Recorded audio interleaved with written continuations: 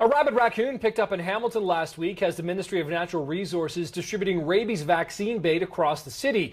So residents are now being told if you find a green object on your property that looks like a dog treat, you should leave it there. As Cindy Chordash reports, one wildlife control company says if there's one infected raccoon, there could be more and exposure could be fatal. There are approximately 50 raccoons for every square kilometer in Hamilton, so it wasn't long before we spotted this guy on Blenheim Drive. He appeared while the Ministry of Natural Resources distributed the rabies vaccine bait. An incident last week sparked the ministry into action. Oh, you had a loose raccoon in the car, and it attacked my dog. Hamilton's Animal Control picked up a rabid raccoon. Somehow the raccoon and two dogs broke free in the van and fought. The ministry is now hoping to vaccinate a good part of East Hamilton's wildlife with bait to stop rabies from spreading. They'll be distributing the vaccine by foot, trucks, and by helicopter in the next coming days.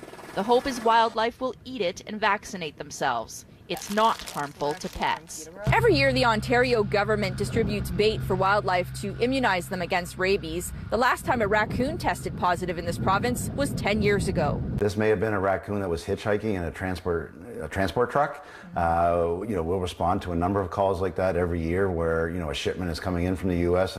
Wildlife control company Skedaddle says people should keep their pets on a leash and away from any infected wildlife. Humans can get rabies too. The threat of that being spread throughout the wildlife in the city is a real issue, as well as humans. We have to be very, very careful that, if you're seeing a sick or injured animal, not to approach it. If it's not afraid of you, of course, you should be concerned. If an animal or person is already showing symptoms of rabies, it usually results in death. Cindy Chordash, CHCH News, Hamilton.